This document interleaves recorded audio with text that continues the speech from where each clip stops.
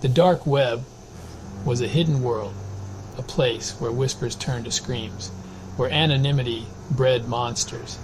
It's, well, a digital maze, teeming with secrets and shadows. Here, the lost and the broken found solace in the darkness. They sought connection, purpose, belonging. But what they find was often far more sinister. In the deepest recesses of this virtual underworld, an evil force stirred. It called itself the Calling. It preyed on the vulnerable. It offered them a twisted sense of belonging. It promised power, vengeance, salvation. But you see, the price of admission was steep. The Calling was not a mere online community. It was a cult. Its tendrils reached out, ensnaring the disenchanted. It whispered promises of a better world, a world free from pain and injustice, a world built on sacrifice. Rachel Bennett was an FBI special agent, a woman haunted by her own demons, driven by her relentless pursuit of justice. She was a hunter in the digital wilderness, her prey the predators of the dark web. A cryptic message on my screen, a coded whisper from the abyss. It spoke of the calling. It hinted of a coming storm. Rachel recognized the signs, the language of radicalization, the scent of impending violence. She dug deeper into the heart of the dark web. She followed the digital breadcrumbs. Each click led her further down the rabbit hole. The world outside faded away. Only the glow of the screen remained. Rachel was no stranger to the darkness. She had seen the worst of humanity, but the Calling was different. It was organized, it was sophisticated, and it was growing. Sacrifice for salvation. The Calling's creed, a chilling mantra, a perversion of faith. It promised redemption through violence. It justified bloodshed in the name of a twisted ideology. The manifesto was a twisted tapestry of hate and delusion. It spoke of a world on the brink of collapse, a world in need of purification. It called for the eradication of the weak, the cleansing of the impure. Rachel read every word. She absorbed the poison. She tried to understand the mind of the maestro, the enigmatic leader of the Calling, a phantom in the digital world. The manifesto was a declaration of war, a promise of chaos, a call to arms for the disenfranchised. Rachel knew she must stop them before their twisted vision became a reality. Rachel delved deeper into the dark web's world. She followed the digital trail left by the Calling. Each click was a step further into the unknown, a descent into the heart of darkness. The air crackled with anticipation. Hidden forums, encrypted messages, coded instructions. The Calling's digital fingerprints were everywhere. A chilling testament to their reach and influence, a web of whispers woven in the shadows. Rachel pieced together the fragments of information. She began to understand the Calling's recruitment methods, their targets, the disenfranchised, the marginalized, the lost souls who search for meaning in the void. The Calling offered them a sense of belonging, a purpose, a twisted sense of community. It preyed on their vulnerabilities. It whispered promises of power and revenge. It lured them into its web of deceit. I'm just lost in the shadows, bullied, isolated, invisible. I yearn for connection, for acceptance, for a place to belong. The digital world. It's my escape from all this pain. Jake, a teenager who sought his own world, stumbled upon the message of the Calling. It was like a beacon in his darkness, a promise of a world where he could finally be seen, heard, and understood. The maestro's voice, so charismatic and seductive, spoke directly to Jake's soul, offering him power and revenge. It's like a chance to strike back, to become someone. I started participating in the online forums, connecting with others like me. For the first time, I felt like I belonged. I was no longer alone. I was part of something bigger. The maestro, the mysterious leader of the Calling, was a phantom in the digital world. His true identity remained a mystery, but his influence was undeniable. His words spread like a virus through the dark web, infecting vulnerable minds. My music, it's a weapon, a tool of manipulation. It bypassed logic and reason, speaking directly to emotions. My followers hear the music, feel the rhythm, and they obey. They are my puppets, dancing to my tune. Rachel listened to the music and tried to decipher the hidden messages. She recognized the patterns, the language of radicalization, and the incitement to violence. The maestro was not just a musician, he was a terrorist. The Calling's anthem was a haunting melody, and it weaved its way into Jake's mind. It was a hypnotic rhythm, a seductive melody that promised quiet and offered escape. Jake listened to it on repeat, letting it fill the void within him. This music, it was like a constant companion, drowning out the whispers of doubt and fear. It gave me a purpose. The lyrics, though cryptic, spoke of sacrifice and salvation. I didn't understand them completely, but I felt their power. The music became Jake's obsession, resonating with his anger, frustration, and desire for revenge. It became the soundtrack to his isolation, a siren in the digital darkness. Jake's transformation began, slowly at first, almost imperceptible. He withdrew further into himself. He spent more time online. He became more secretive, more isolated. I started to echo the Calling's rhetoric. I repeated the maestro's words. I adopted their twisted ideology.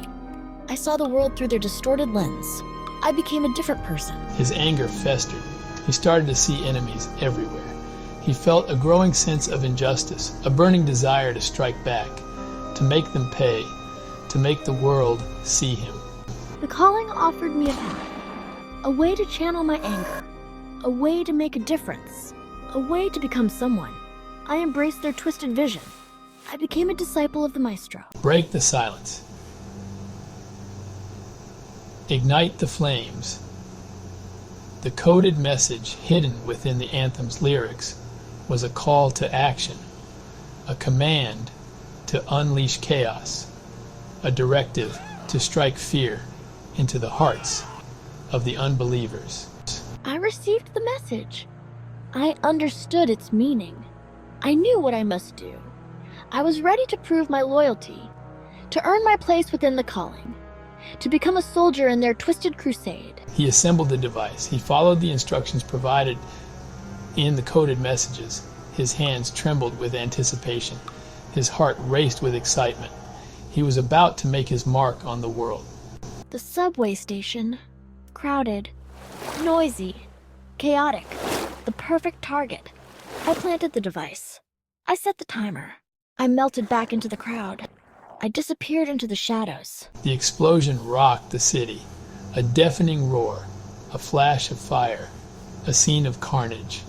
The first strike, the beginning of the maestro's symphony of destruction. The bomb detonated. Chaos erupted. The city shuddered. Rachel Bennett stood amid the wreckage. The air was thick with smoke and the stench of burnt metal. Her senses were on high alert. I scanned the scene, my eyes searched for clues. The first responders say Unmasking. Responders swarmed the area. Paramedics tended to the wounded. Firefighters battled the flames. Police officers secured the perimeter. I moved through the chaos, my focus unwavering. I hunted for the truth. She found fragments of the bomb, twisted metal, charred wires. She collected the evidence meticulously. Each piece was part of a puzzle, a clue that would lead her closer to the Calling, closer to the maestro. The forensic team arrived. They began their painstaking work. They analyzed the debris and searched for fingerprints. They traced the bomb's components. Rachel watched them. Her mind raced. She knew time was of the essence, the foreign element. Agent Malik, a seasoned CIA operative, stepped into the scene. He joined Rachel's investigation, bringing with him a wealth of experience and a vast network of contacts. He was a valuable ally in the fight against the calling. We needed to trace the bomb's components, the materials, the circuitry, the explosives, everything. Together they followed the trail overseas, uncovering a network of shadowy suppliers. It was a web of international connections. As they examined the list of bombing victims, they searched for patterns. And then they find it, a chilling connection. All the victims were of foreign descent. This was a deliberate act of terror, a message sent to the world. We have to delve deeper into the financial records, follow the money trail. Rachel and Malik uncover a series of shell corporations, offshore accounts, and hidden transactions. The calling's funding is complex, sophisticated, and well concealed. Unmasking the puppeteer. The maestro, the puppet master, pulled the strings from the shadows. He orchestrated chaos by manipulating his followers. He was the architect of destruction. We have to unmask him, Malik, expose his true identity, and bring him to justice. He's the key to stop the calling. We need to dismantle their network of terror. They analyzed the maestro's music and listened to the haunting melodies. They searched for hidden messages, coded instructions, clues to his identity, his motives, his plans. They began to understand his psychology, his twisted worldview, his obsession with control, his desire for power. He was not just a terrorist. He was a madman, a dangerous and unpredictable force. The underground rave. The pulse of the music vibrated through the floor, a relentless beat, a hypnotic rhythm. The air was thick with sweat and the scent of something illicit. Rachel navigated the crowded warehouse, her senses on high alert. This place was a haven for the lost and the disenchanted, a breeding ground for the calling. Rachel scanned the crowd, searching for faces, looking for clues. She blended in, a ghost in the shadows. The music washed over her, a wave of sound, a mixture of noises. She felt the energy of the crowd, the raw emotion, the sense of abandon. It was a dangerous place, a place where anything could happen. There it is, the calling's mark, spray painted on the wall.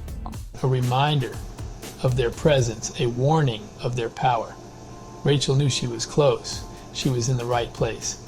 Isabella, a young woman with piercing eyes and a defiant spirit. A hacker, a rebel, a survivor. She moved through the crowd with ease, a phantom in the digital world.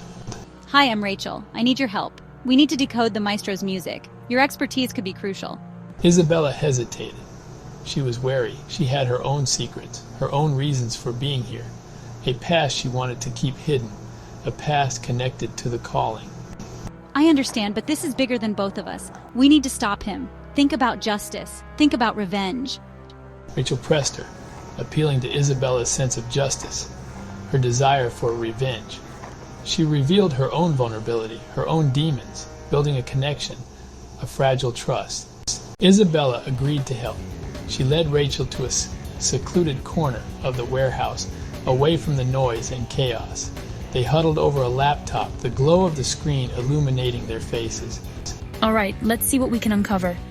Isabella's fingers flew across the keyboard. She navigated the digital world with ease, cracking codes, bypassing firewalls, unlocking the secrets hidden within the maestro's music. This music, it's more than just a melody.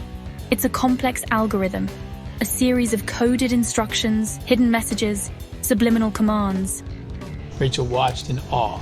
Isabella's skill was remarkable. She was a true artist in the digital world, the key to unlocking the maestro's secrets, the key to stopping the calling. The music pulsed, a throbbing heartbeat in the darkness. Rachel and Malik followed Isabella through a maze of underground tunnels. The air thickened with the smell of damp earth and stale beer. Each step was a step deeper into the unknown, a descent into the belly of the beast. This place, it's like a hidden world. The tunnels opened into a vast cavern pulsating with light and sound. A hidden world, a secret society, the calling's lair. Jake's here. I can feel it. Hundreds of young faces, illuminated by strobe lights, swayed to the hypnotic rhythm of the maestro's music. Lost souls, caught in the web of his deceit. Rachel scanned the crowd, her eyes searched for Jake. He was here, somewhere in this throng of mesmerized followers. We have to find him. He's a key to understanding the maestro's plan. The air crackled with anticipation. The music built to a crescendo. The lights flashed in time with the beat. A sense of unease settled over Rachel. This was not just a rave. It was a ritual, a prelude to something far more sinister. Rachel spotted him. Yank says, Jake stood near the edge of the crowd, his eye until his eyes glazed over. His body swaying rhythmically to the music. He looked lost, a hollow shell of the boy she had seen in the photographs.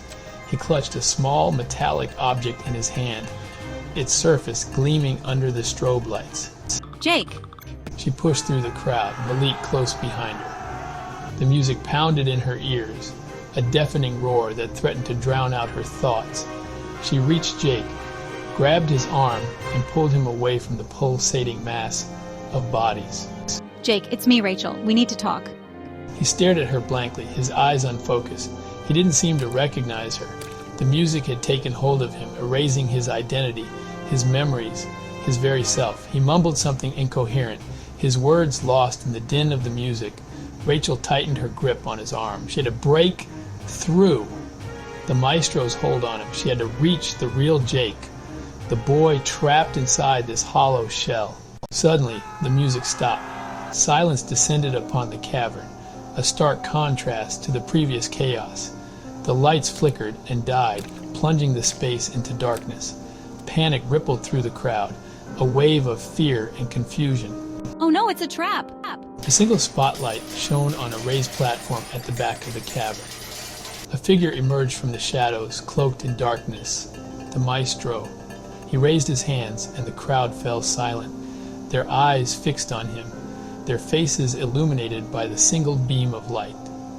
He spoke, his voice amplified by hidden speakers, echoing through the cavern.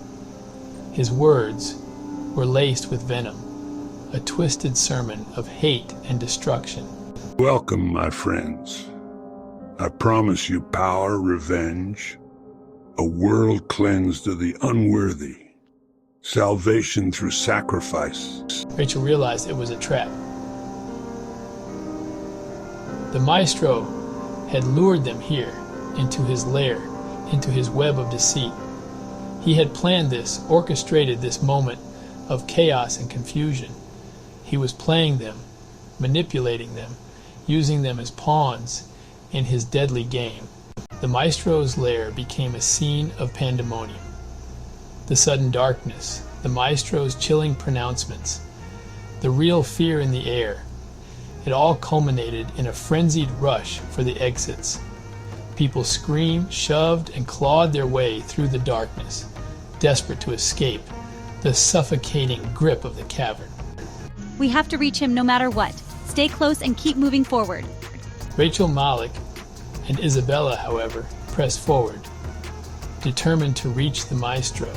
They navigated the chaotic scene, their movements precise and coordinated, their eyes fixed on the illuminated platform where the maestro held court.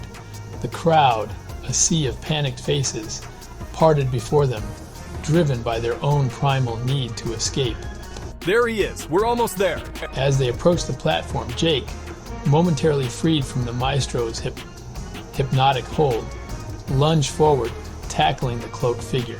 The two figures grappled on the platform, their struggle silhouetted against the single spotlight, a tableau of desperation and defiance. Jake, hold on, we're coming.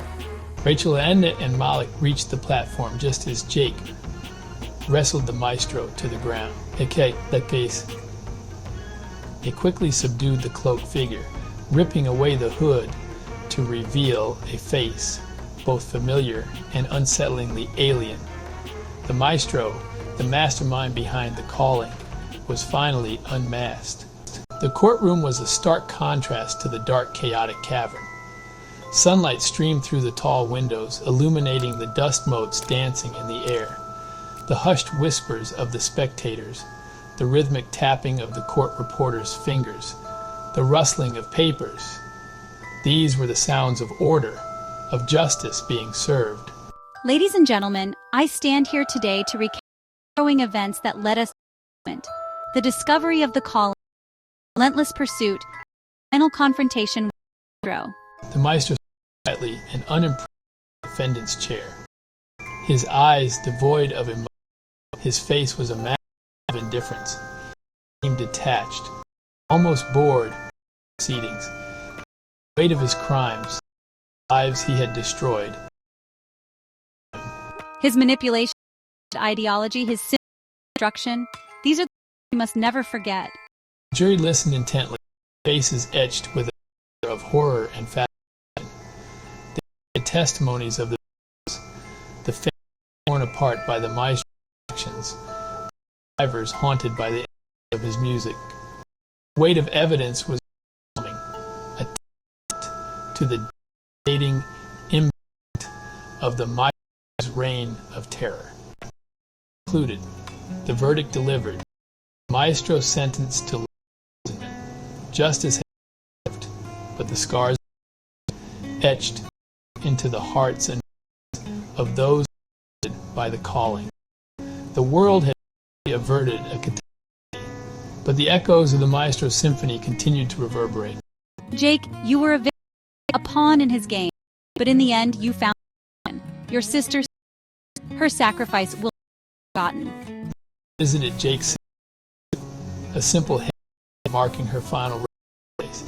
She stood in silence, the weight of her sacrifice heavy on her. Many other brothers and sisters, too, were victims, but they all have learned to channel their pain into something positive, to help others. It's what the victims would have wanted. Rachel knew that the world would never be the same. The calling had left its mark, a dark stain on the fabric of society, but she also knew there was hope, the resilience of the human spirit, the power of music to heal, the unwavering pursuit of justice. These were the forces that would ultimately prevail. Rachel walked away from the courtroom. The city bustled around her, a symphony of everyday life, the sounds of car horns, the chatter of pedestrians, the distant wail of a siren. These were the sounds of a world slowly healing, a world moving forward.